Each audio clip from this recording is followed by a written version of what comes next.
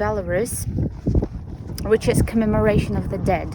It happens in a week after Easter, when you have to come to the cemetery and clean everything there. I think 10 years ago we used to dine, to have lunch at the cemetery, but now we don't do that anymore. You gather together with your family and you're kind of commemorating the ones who died. So today we are going to the cemetery. It's, I think, approximately 1.5 kilometers from our place, maybe 2 kilometers. We always walk to the cemetery, and then we're going to clean everything. So there we have an entire family. We have my grandfather, who died really early, my grandmother, my great-grandmother, my cousin, and a lot of our relatives from different lines. Though we have only one line present, which is my grandfather's line. My grandmother's line is in Moscow, in Russia. So that's how it is. You know what? It made me think that this exact patch of land almost looks like New Zealand. So if you're from New Zealand, just tell me. I think, judging by the videos that I watched, it looks like that. It's the ending point of the village.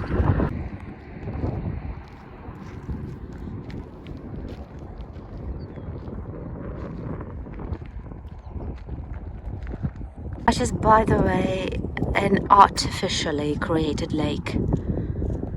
God, how beautiful. That's why most of the times I really miss all of the plains, Belarusian plains, where you have lakes and clear blue skies, even with such tremendously gorgeous clouds. That'll be the patch for carrots. We've never planted carrots next to our house. We've always planted it somewhere there, closer to the end of our plot. So this place is new. We'll see how it'll turn out for carrots. And gradually I started removing the trench. I think I'm going to do something from the wood. So step by step I'm removing it. I love how it looks.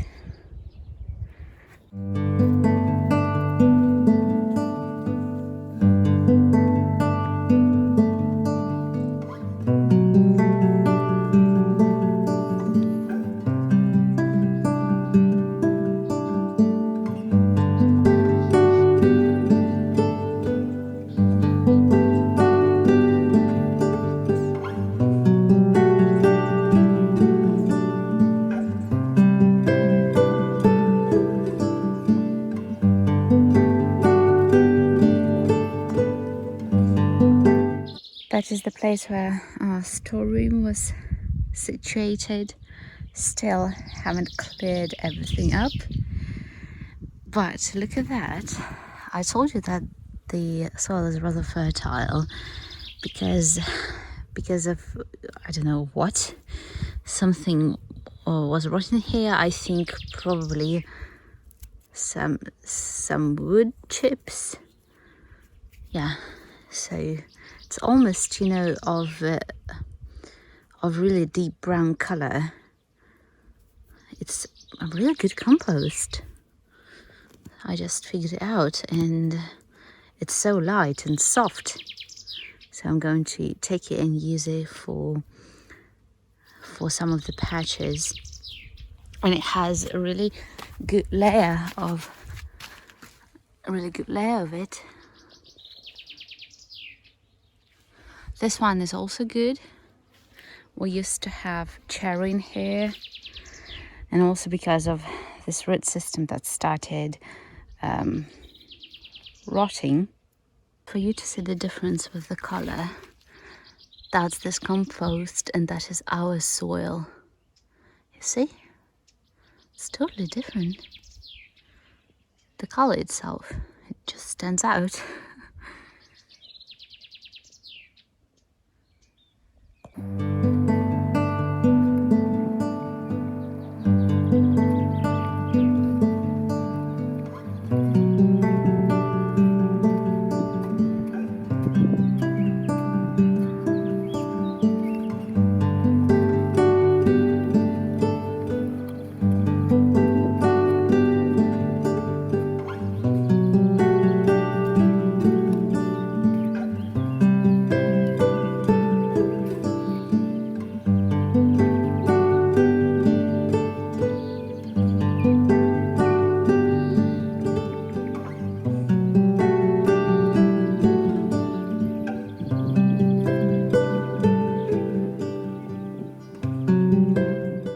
leftovers of carrots will go in here.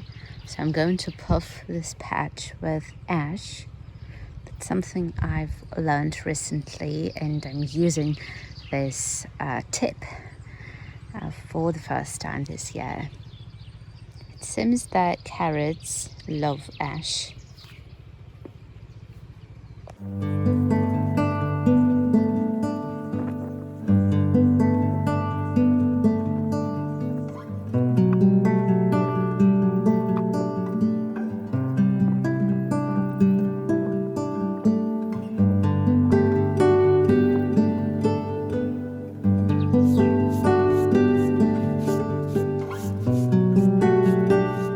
Now I'm going to plant celeriac.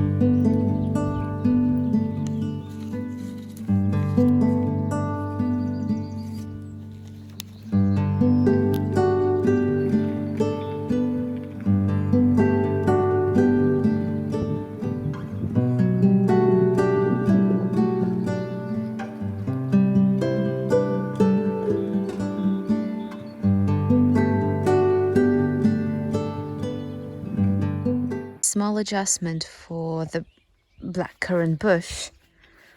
I mean, bushes, there are, I think, 3 of them in here, and one of it here, but we're going to make something for it later. At least that's something that was necessary, because there is a passage here. We use it quite often, and we just disturb the bush for no reason. And it will be easier to pick berries, to look after the bush, to water them, and I like it. But this part is so beautiful, how many berries there are. And the curious thing is that these flowers, like, I can't smell them, but there are so many bees around. So probably has a very faint smell. Like, I'm going to have a lot of berries this year.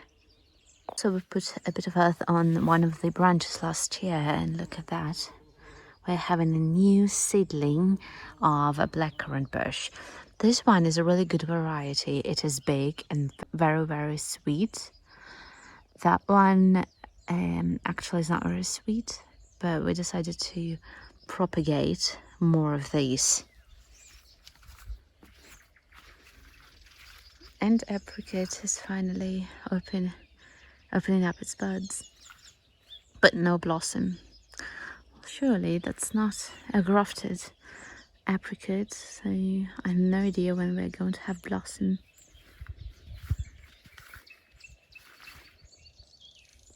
Lemon balm is so vigorous after winter. Right now the weather is pretty good for it, so it's shooting up. I think I'm gonna pick some of them for my evening tea. I really love tea from fresh lemon balm with a squeeze of lemon juice. Wow, it makes it really, really great. And actually, if you look at the difference between the lemon balm that is growing in the open and the one I had on the windowsill, well, the difference is rather vivid.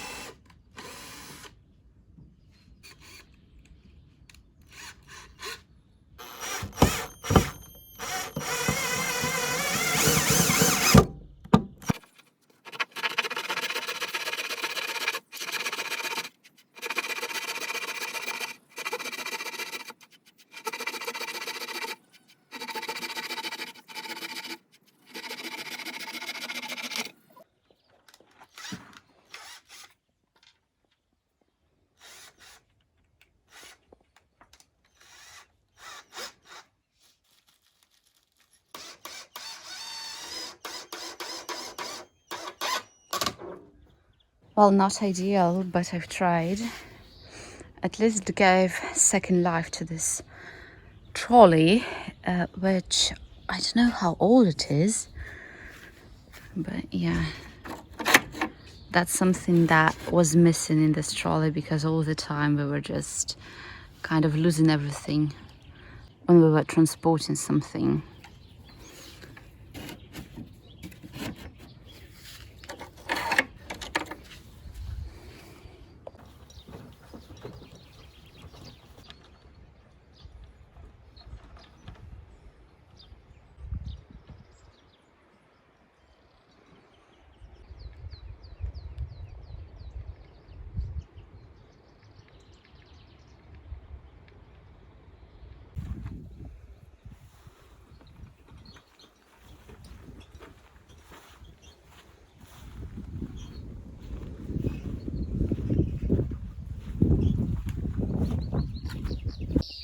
I think that this patch hasn't received that amount of manure for the past 10 years, really. So lately, we are more conscious of enriching the soil, because for the past 3 years at least, we are growing something here, like primarily cabbage, carrots, beetroot, and the harvest that we get was ridiculous. So enriching the soil is something I would like to do for the next years. Then I'm going to add layers of leaves, like you see here. So that's also the first time we added leaves.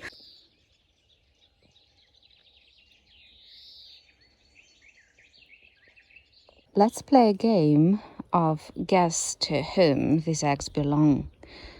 3 of them are different, and I found 3 of them on the ground. It's like a kind of a bird is leaving them in different places. They weren't even in a nest. They were just left on the ground, on the road. I have no idea. I know to whom this egg belongs. I know the bird. But these 2 of them, I have no idea. Can this one, the small one, be an egg of a swallow? But this one I don't know. And it is actually heavier. Probably someone will appear soon.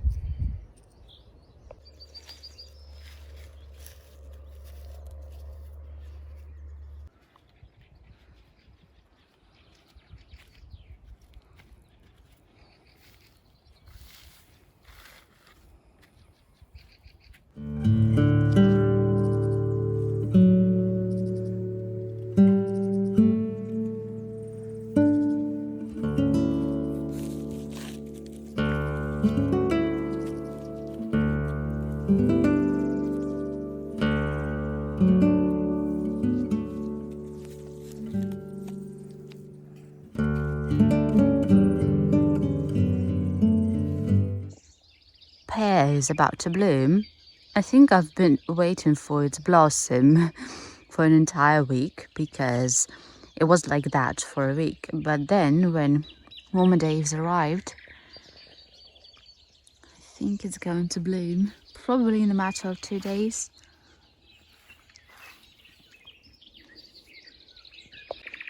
Also, there are some of the flowers on the cherry, but it doesn't produce anything, so I think I'm going to graft it the next year. As you can see, my mom's brother cultivated this entire land. At that part, at the very end,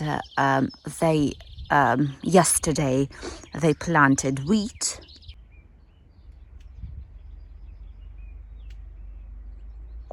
And here they're going to plant potatoes, but that's going to be later, I think the next weekend. But you know what, comparing to actually to an entire village, they are so late in planting potatoes, because usually people plant potatoes at the very beginning of May, but that's almost closer to the mid of May. and it's because the area was flooded.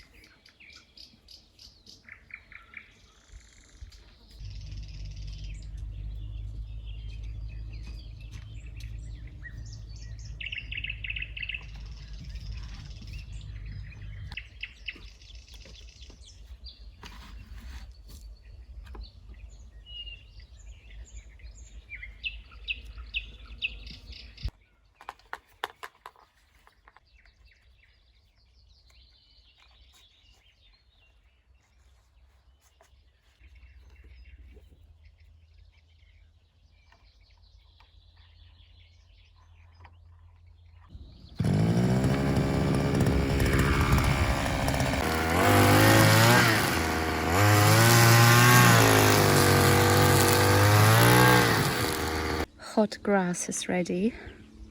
It isn't easy, you know. My palms hurt and my arms hurt because I'm not used to, you know, to using this instrument, this trimmer.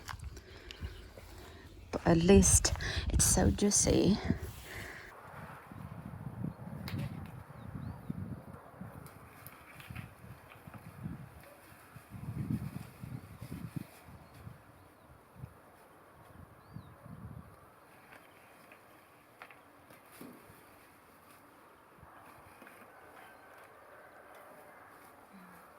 This grass is so good, of the best quality actually.